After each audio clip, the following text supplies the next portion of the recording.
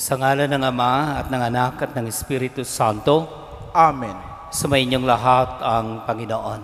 At sumainyo rin. Sa matandang liturhiya, ang araw na ito ay tinaguri ang araw ng Mahal na Birhen, Ransom, Our Lady of Ransom. At ano ang kahulugan ng ransom? Siya ang pangtubos sa mga bihag. Kapag malapit ang eleksyon sa Pilipinas, usong-uso mga kidnap upang ipatubos at bayaran ng ransom ang mga nakidnap. At yun ang isa sa larawan ng Mahal na Birhen ng ransom. Sa ngayon, kinikilala ito bilang Our Lady of Mercy. At kung ipag-uugnayin natin ang dalawa, mercy is God's ransom upang tayo ay tubusin mula sa ating kasalanan. Aminin natin ang ating mga kasalanan upang tayo maging karapat-dapat sa ating banal na pagdiriwang.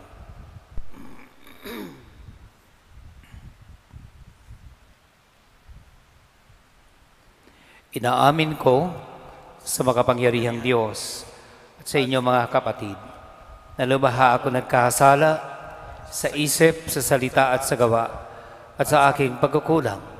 Kaya isinasamo ko sa Mahal na Birhen Maria, sa lahat ng mga anghel at mga banal, at sa inyo mga kapatid, na ako'y ipanalangin sa Panginoong ating Diyos.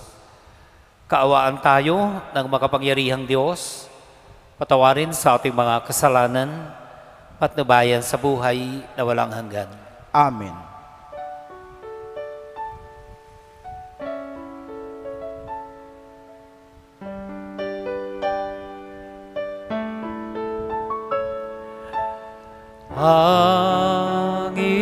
Panginoon, kaawan mo kami.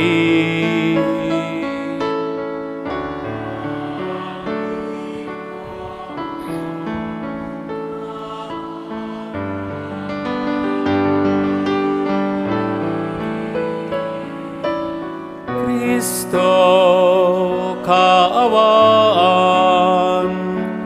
mo kami.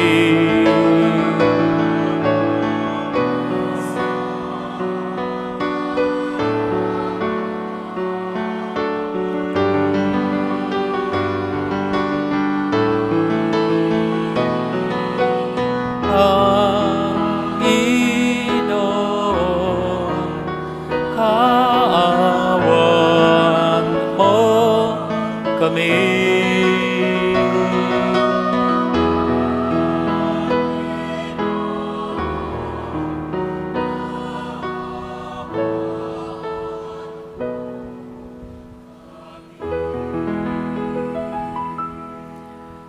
Papuri sa Diyos sa kaitaasan.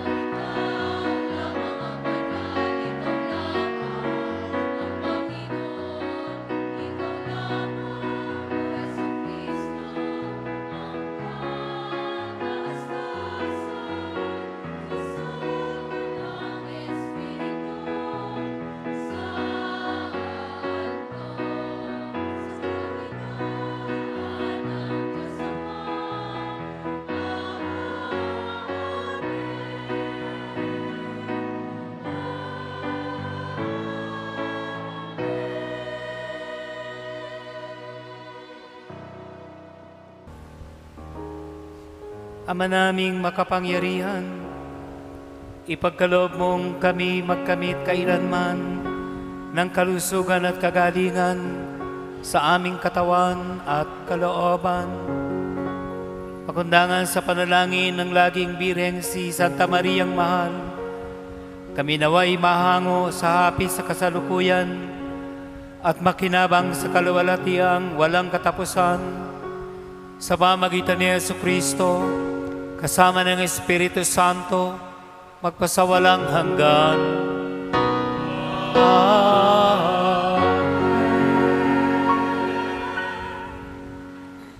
Tayo po ngayon ay nasa bahagi ng liturhiya ng Salita ng Diyos.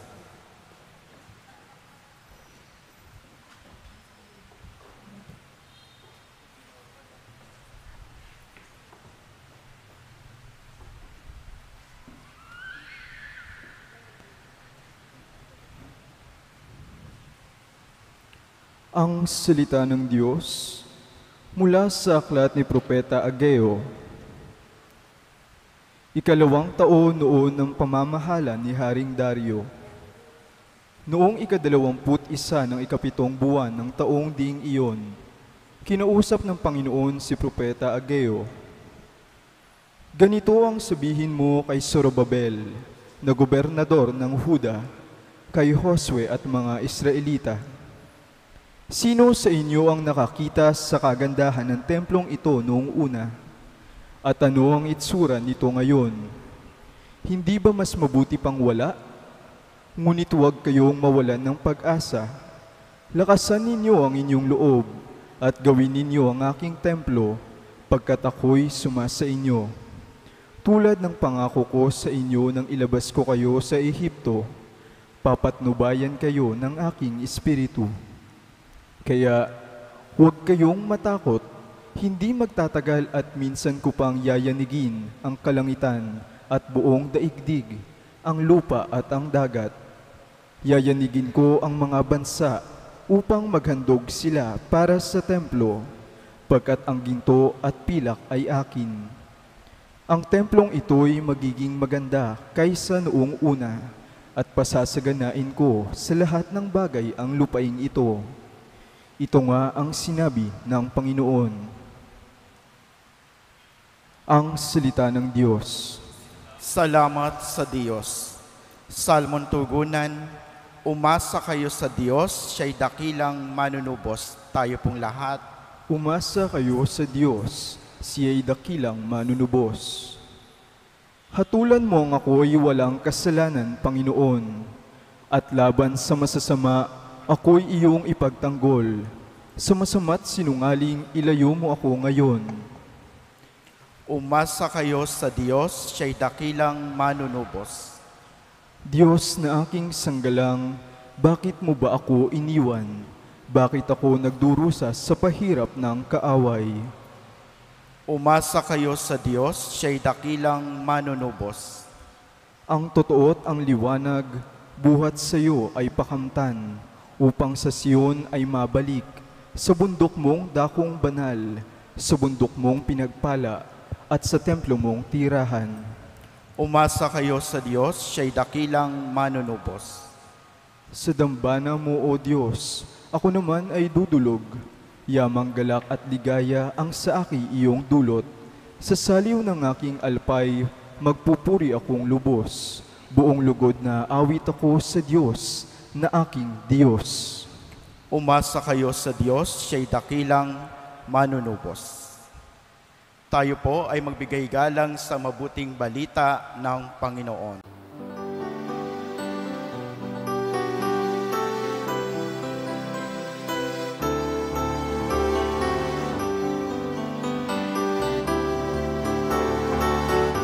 Alleluia, alleluia, alleluia,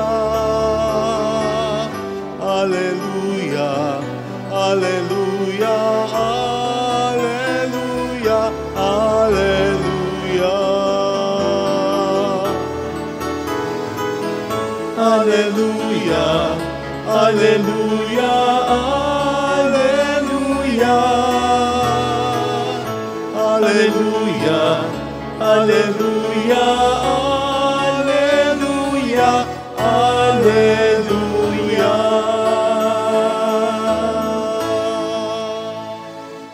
Sumayo ang Panginoon.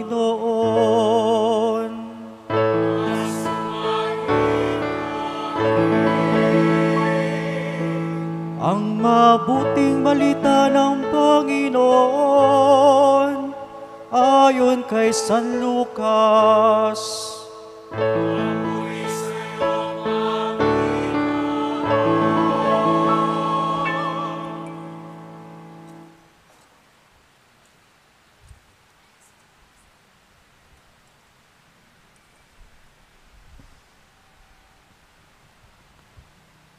Isang araw, samantalang nalangin mag-isa si Jesus, lumapit sa kanya ang kanyang mga alagad. Tinanong niya sila, "Sino raw ako ayon sa mga tao?" Sumagot sila, "Ang sabi po ng ilan ay si Juan Bautista kayo. Sabi naman ng iba, si Elias kayo. At may nagsasabi pang nabuhay ang isa sa mga propeta noong una. Kayo naman, ano ang sabi ninyo?" Tanong niya sa kanila. "Ang Mesiyas ng Diyos," sagot ni Pedro. Tinagubili ni Jesus sa kanyang mga alagad na huwag na nilang kasabihin ito kay inuman. At sinabi pa niya sa kanila, "Ang anak ng tao ay dapat magbata ng maraming hirap. Itatakwil siya na matatanda ng bayan, ng mga punong sardote at ng mga eskriba. Ipapatay nila siya, ngunit sa ikatlong araw ay muling mabubuhay." Ang mabuting balita ng Panginoon.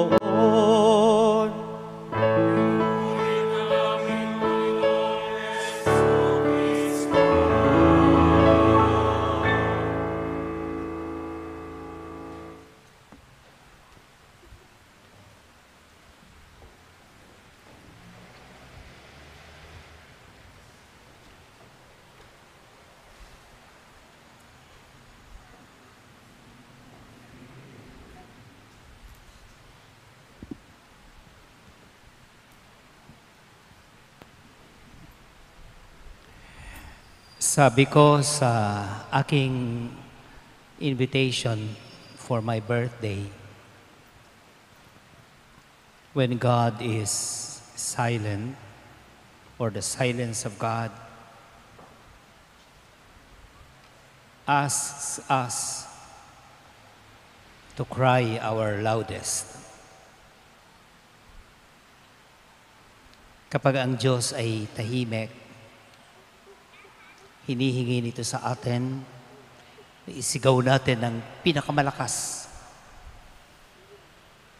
ang kaya nating isigaw. Nais ko ang ganitong karanasan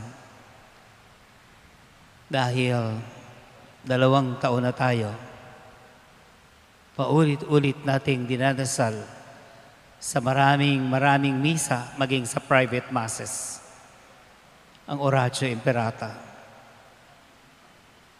And it seems like God is silent. Marami pa rin nagkakasakit, marami pa rin namamatay.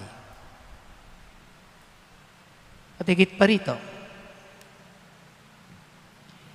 ginawa na ring negosyo ang pandemic ng maraming pera at makapangyarihan. And God is silent.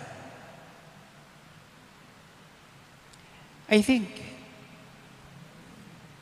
God is telling us something in this silence, in His silence. At mukhang ito ang naisituro sa atin ng Ebanghelyong ipinahayag sa atin ngayon. Sino raw ako ayon sa mga tao? But people were not silent. Sabi nila, ang sabi ng iba, ikaw raw ay si Juan Bautista. Sabi naman ng iba, ikaw ay si Elias. At may nagsasabi pang nabuhay ang isa sa mga propeta noong una.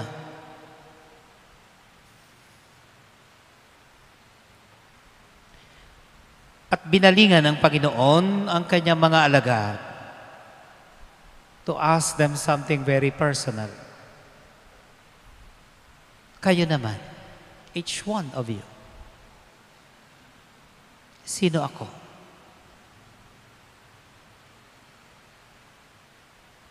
At isa ang sumagot, ikaw ang Mesiyas ng Diyos. Sagot ni Pedro.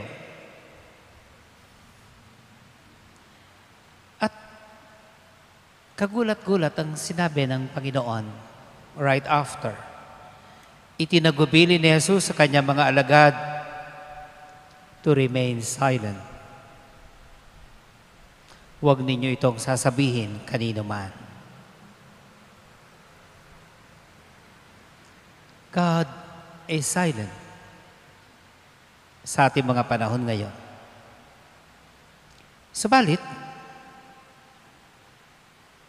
doon sa gitna ng katahimikan, ay ibinulalas ng kanyang mga alagad, you are the Christ. At sa gitna ng pananahimik na ito ng Diyos, today, sa pamagitan ng ating ebanghelyo, we are asked, kayo naman, sino ako? Pwede nating sabihin, gaya ni Simon Pedro, ikaw ang Mesiyas, and there is nothing wrong about it. Subalit, ano ang impact sa akin kapag sinabi kong, you are the Christ? Or di kaya ay, kapag inulit-ulit ko lamang ang sinasabi sa akin ng Biblia, kapag inuulit-ulit ko na lamang ang sinasabi sa akin ng aking inang simbahan, ng katekesis, ng aking mga magulang, ng aking natutunan sa aking religion classes, kapag inulit-ulit ko na lamang iyon, meron pa ba itong impact sa aking buhay? Kaya, ninanais ang ating Panginoon before we even try to initiate the answer, huwag niyo munang sasabihin kanino man. He demands silence. Kung papaanong napatatahimik tayo ng mga karumaldumal na krimen na nangyayari sa ating kapaligiran.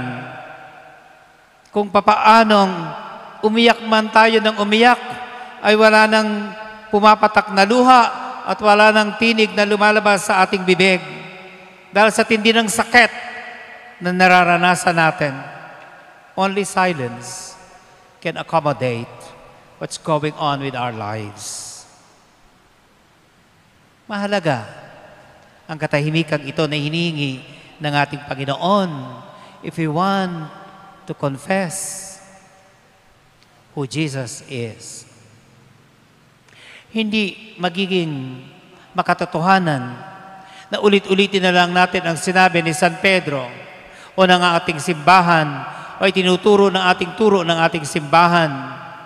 Hindi magiging malalim at makatotohanan kapag ang natutunan natin nung tayo bata, yun pa rin hanggang ngayon. Ang alam natin, ang ibig sabihin, Jesus has no impact in our own lives. Paano natin sasagutin ang tanong ng ating Panginoon, who do people say I am? Who do you say I am? Una, tingnan natin kung gaano ka-personal itong itinatanong sa atin ng ating Panginoon. Tinatawag niya ang ating pangalan. Russell, sino ako? Esther, sino ako? Ludi, Michelle, Ricky, Mel, Sister, sino ako? Ito ang tanong ng ating Panginoon na hindi nangangailangan at hindi niya ninanais na ulitin na lamang natin dahil alam na ng ating Panginoon. Saan natin kukunin kung ganon ang itutugon natin sa tanong na ito ng ating Panginoon? Sa nangyayari sa ating kapaligiran. Kung si Kristo ay nasa ating panahon ngayon, paano niya kaya tutugunin ang nangyayari sa kanyang kapaligiran? Dahil ang mga pangyayaring ito, lalong-lalo na ang mga paghihirap ng ating buhay sa kasalukuyan, ito ang dapat pag-ugatan upang makita natin kung sino si Kristo sa ating buhay. Hindi natin maaaring ihiwalay ang ating Panginoon sa nangyayaring pagdurusa sa kasalukuyang panahon.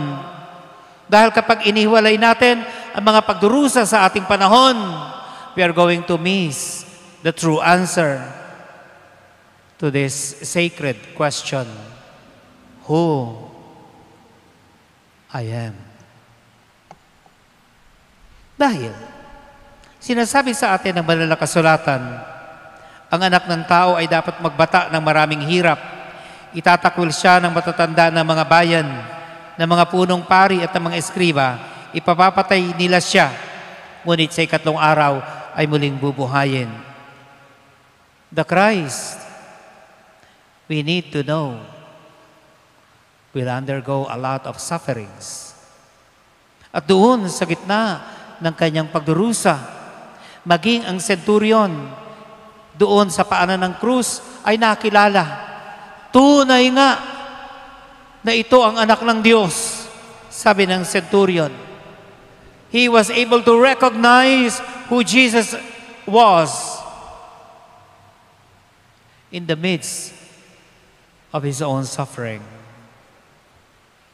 Doon, nagkaroon ng linaw ang tanong ni Kristo sa kanyang buhay. Who am I?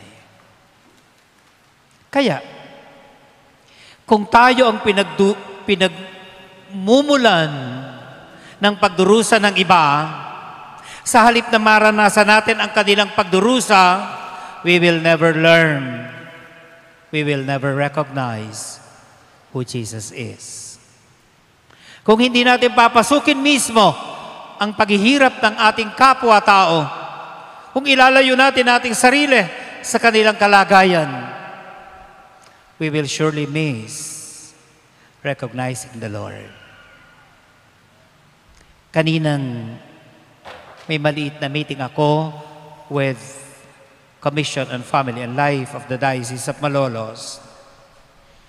I have given them a good example kung paano tayo makatutulong sa ating kapitbahay na may COVID virus.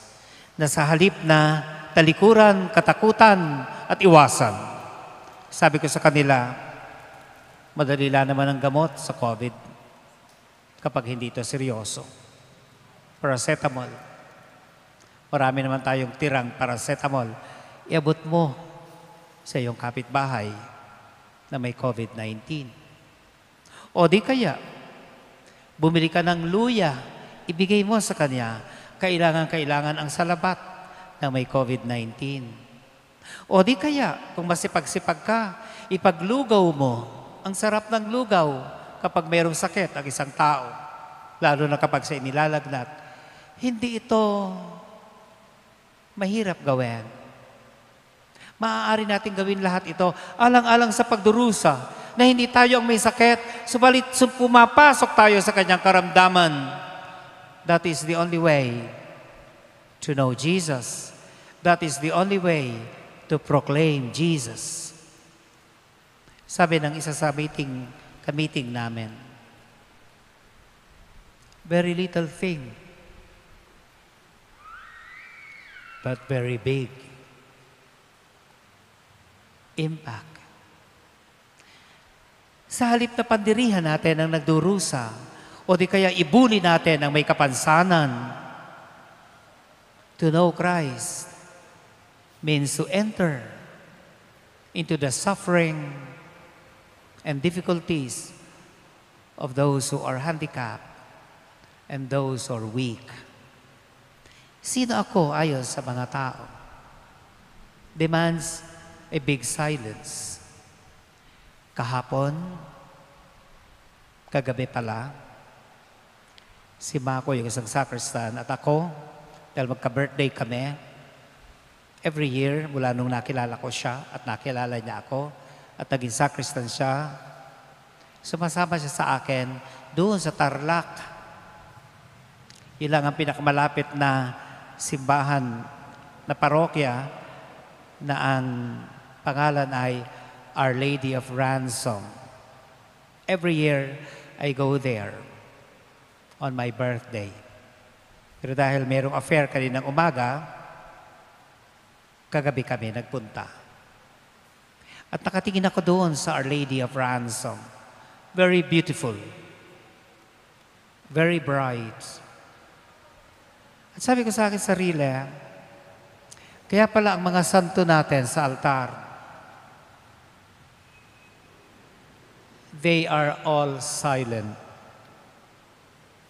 Because in their silence, they cry the loudest love they have for God. At yun ang hinihingi sa atin ng pagkilala kay Kristo. To know Christ is to proclaim the loudest how we love Him. Dahil naranasan natin mismo ang kanyang pagpapakasakit, ang kanyang naging kahinaan, at kung papaano siyang libakin at pagtawanan ng nasa kanyang kapaligiran.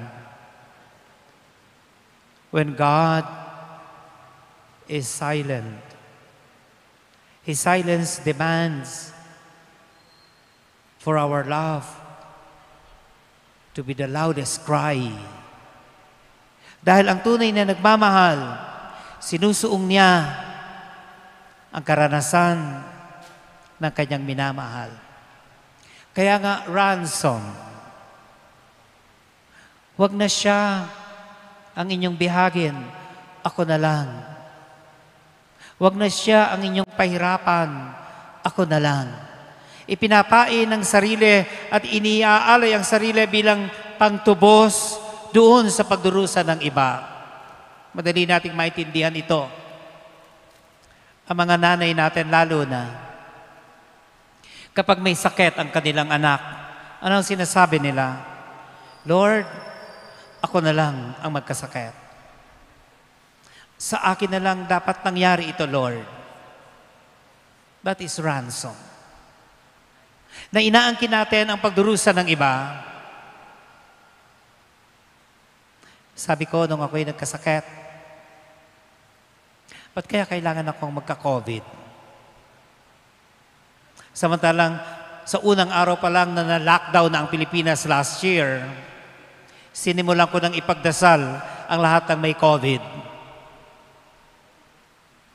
And I got the answer in the silence of my isolation. You just don't simply pray. You enter into your prayer. At ngayon alam ko na ang ibig sabihin ng na-COVID. At ngayon alam ko na ang gamot sa COVID. Silence, prayer, rest, and other medicines. Pinagdiriwang ko ang aking kaarawan ngayon na malaking-malaki ang kaibahan ng aking pagdiriwang ngayon. Because the past sacrifices and sufferings I encountered, they all taught me, tinuruan nila ako kung paano kung dapat makilala ang Panginoon. Totoo nga pala. God becomes silent because He wants us to know, to experience, to recognize who Jesus is.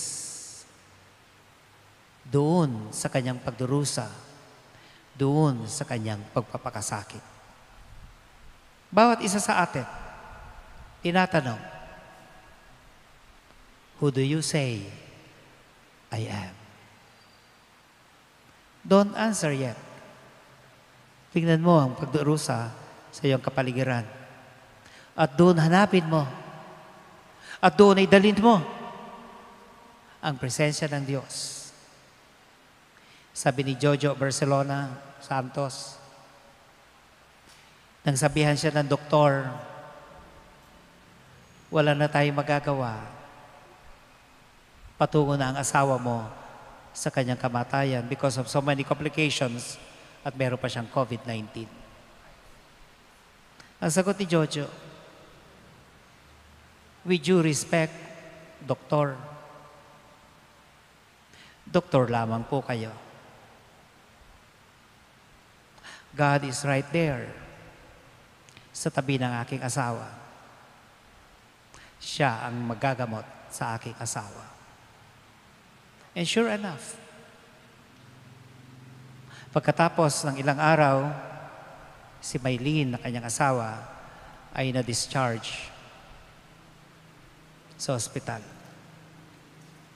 Who do you say I am? Kapag may COVID ka, kapag ang kapitbahay mo ay COVID, kapag ang nararanasan natin ay pagdurusa, krus at kamatayan, who do you say I am? The answer springing from that situation will bring us to the true acknowledgement that Jesus indeed is the Christ. Magnilay tayo.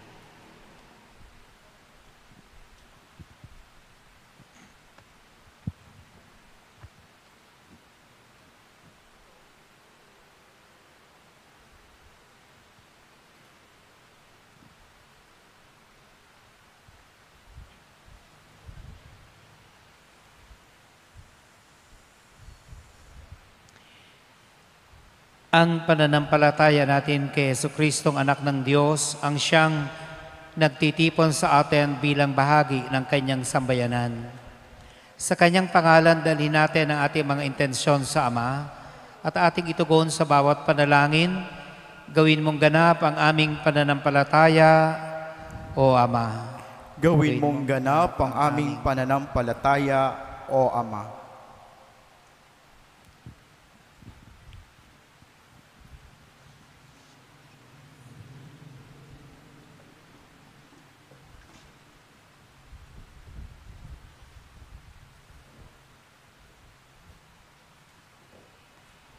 Ang simbahan nawa ay mapanatili ng Santo Papa at ng mga obispo sa pananampalataya ni San Pedro. Manalangin tayo sa Panginoon. Gawin mong ganap ang aming pananampalataya, O Ama. Ang ating mga ibinotong opisyal ng gobyerno nawa ay igalang ang karapatan sa buhay ng mga hindi pa ipinanganganak, ng mga matatanda at ng mga may kapansanan. Manalangin tayo sa Panginoon. Gawin mong ganap ang aming pananampalataya, O Ama. Ang mga pari at relihiyoso nawa ay maging tapat sa kanilang tungkulin sa Diyos at sa sambayanang kanilang sinumpang paglingkuran. Manalangin tayo sa Panginoon. Gawin mong ganap ang aming pananampalataya, O Ama. Ang mga may sakit nawa ay mapalakas at magpatuloy sa kanilang pananampalataya. Manalangin tayo sa Panginoon. Gawin mong ganap ang aming pananampalataya, O Ama. Yaong mga nauna na sa atin na lisanin ng mundong ito, nawa ay magkamit ng kasiyahan ng bagong buhay sa presensya ng Diyos. Manalangin tayo sa Panginoon. Gawin mong ganap ang aming pananampalataya, O Ama. Para sa pasasalamat at kahilingan ng Cabral family, Fernando at Emelita Gumasing, Justina Co, Clarence Estor, Carmen Estor at pamilya, Wesley Cabildo, Florencia Renao at pamilya, Concepcion family, Connie Casabuena at pamilya. Para sa nagdiriwang ng kanilang kaarawan, Reverendo Padre Darce Cabral, Mako Diansoy, Miguel de Jesus, Olympia Guzman, Socorro Kabuhat, Christopher Barela, Mercy Gregorio. Para sa personal na intensyon ni Luella Holt, Miko Balanyo, Ludi Cruz at pamilya, Ricky at Michelle Dauba, Erminda Mariano at pamilya. Para sa mabilisang paggaling ni Lainey Cabral Bagtad, Father Samuel Sunga, Father Domingo Salonga, Florencia Lahum. Para sa mga kaluluwa ni na Daniel Consolacion, Alexander, Isagani, Noel, Juliet, Isagani, Francisco, Julia, Arsenio, Agida, Vicente, Alberto, Edgardo, Primitivo Sr., Manuel, Maria, Isidro Sr., David Sr., Manuel, Lisa. Manalangin tayo sa Panginoon. Gawin mong ganap ang aming pananampalataya, O Ama. Diyos ng habag at awa, sa pamagitan ng aming tagapagligtas, pakinggan mo ang panalangin ng iyong simbahan.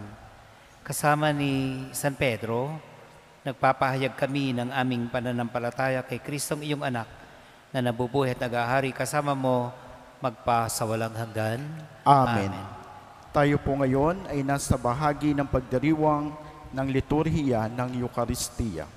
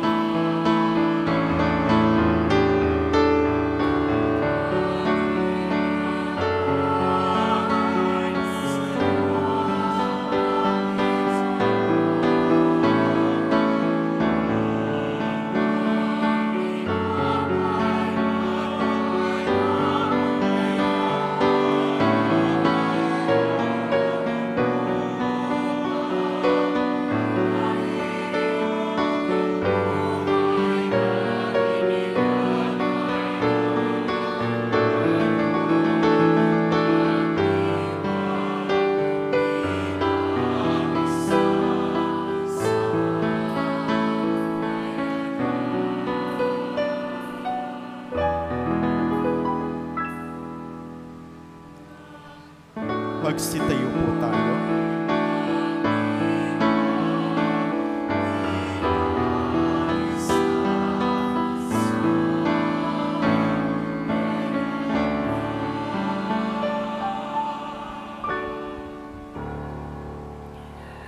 Manalangin kayo mga kapatid upang ang paghahain natin ay kalugdan ng Diyos Amang makapangyarihan. Tanggapin nawa ng Panginoon itong paghahain sa iyong mga kamay, sa kapurihan niya at karangalan, sa ating kapakinabangan at sa buong sambayanan niyang banal. Ama naming lumikha, ang iyong naging taong anak ay tumulong nawa sa aming ginagawa upang siya na iniluwal ni Maria nang di bumawas, sa halip ay lalo pang nagpaganap sa pagkabirhen, ay magpaging dapat na kalugdan mo ang aming paghahain sa ikapagpapatawad ng mga kasalanan, sapagat siya ang Panginoon kasama mo at ang Espiritu Santo magpasawalang hanggan.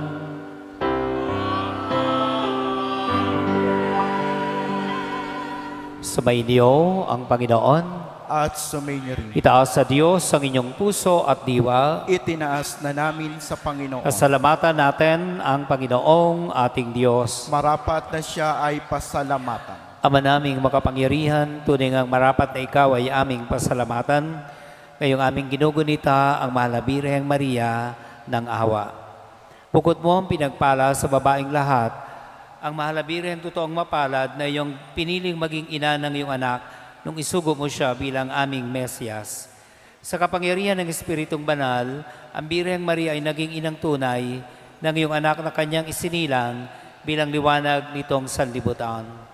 Kaya kaisa ng mga anghel na nagsisiawit ng papuri sa iyo, nang walang humpay sa kalangitan, kami nagbubunyi sa iyong kadakilaan.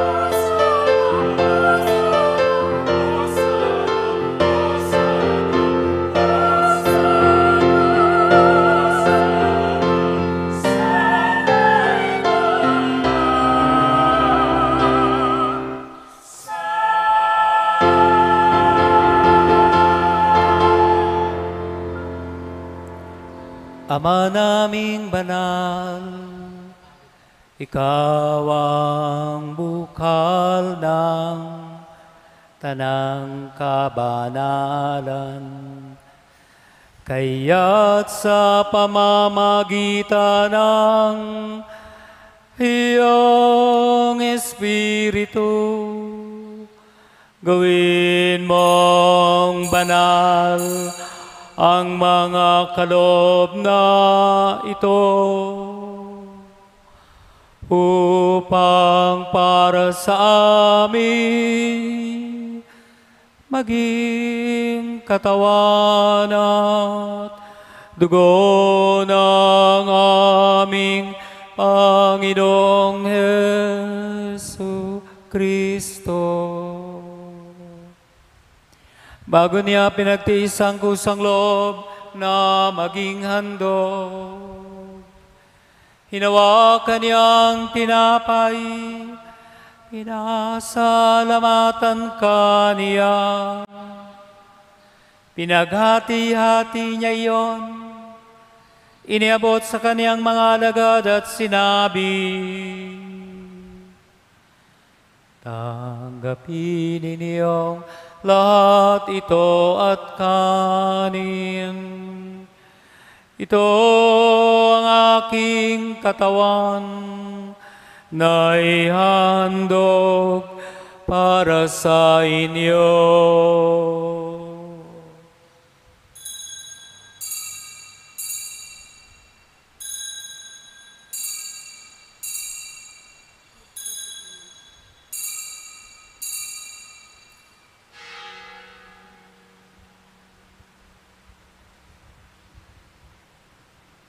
Gayon din naman noong matapos ang hapunan, hinawa kaniyang kalis, muli kaniyang pinasalamatan. Iniabot niya ang kalis sa kaniyang mga alagad at sinabi, tanggapin ninyong lahat ito at inumin. Ito ang kalis ng aking dugo, ng bago at walang hanggang tipan. Ang aking dugo na ibubuhos para sa inyo at para sa lahat sa ikapagpapatawad ng mga kasalanan. Gawin ninyo ito sa pag-alaala sa akin.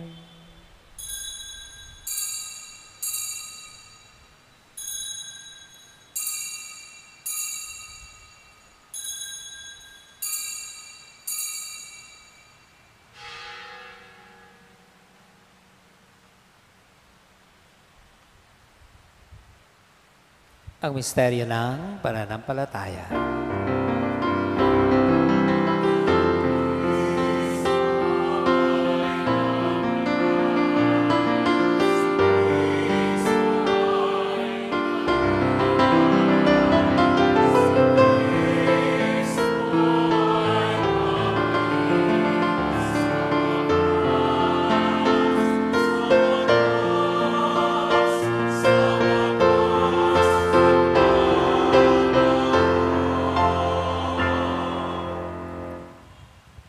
Ama, ginagawa namin ngayon ang pag-alaala sa pagkamatay at muling pagkabuhay ng iyong anak.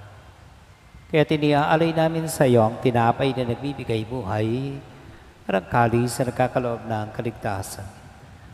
Kami ay nagpapasalamat dahil kami iyong minarapat at tumayo sa harap mo para maglingkod sa iyo.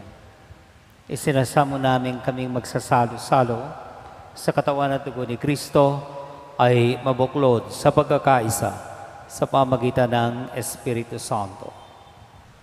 Alalahanin mo rin mga kapatid namin na himlay, na may pag-asa nila muling mabubuhay, gayon din na lahat ng mga pumanaw.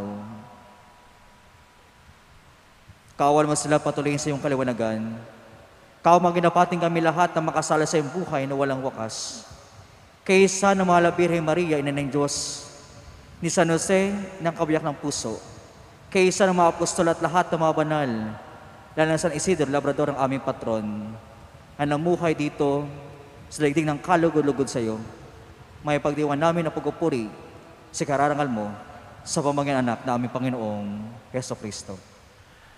Sa pamamagitan ni Kristo, kasama niya at sa Kanya, lahat ng parangal at papuri ay sa iyo, Diyos Amang makapangyarihan, kasama ng Espiritu Santo, magpasawalang hanggan.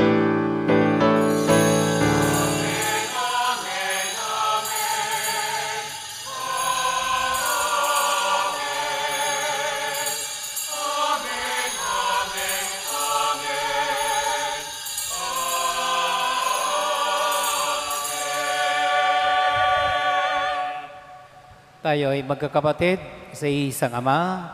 Tumawag tayo ngayon sa Kanya.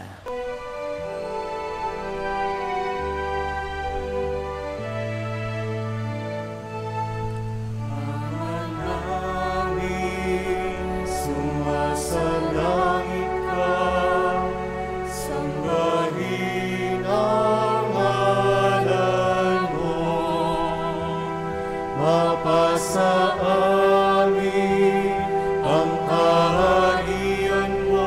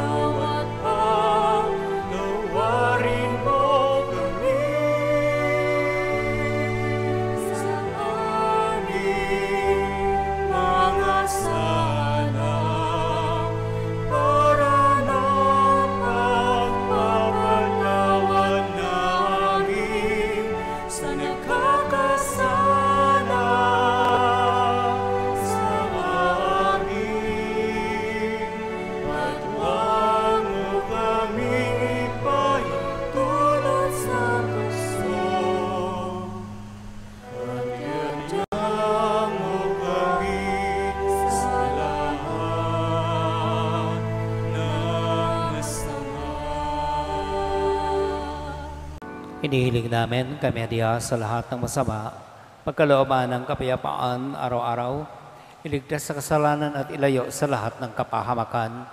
Samantalang aming pinananabikan ang dakilang araw ng pagkapahayag ng tagapagligtas naming si Jesucristo.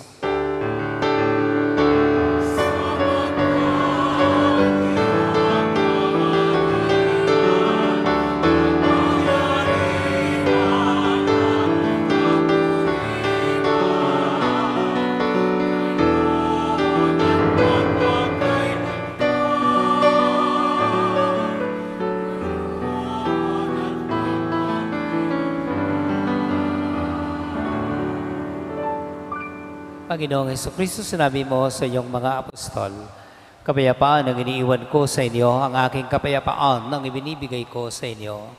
Tunghayan mo ang aming pananampalataya, huwag ang aming mga pagkakasala. Pagkalooban mo kami ng kapayapaan at pagkakaisa, ayon sa iyong kalooban, kasama ng Espiritu Santo, magpasawalang hanggan. Amen.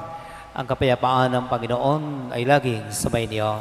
At sumainyo rin. Batiin natin ang bawat isa ng kapayapaan sa inyong lahat.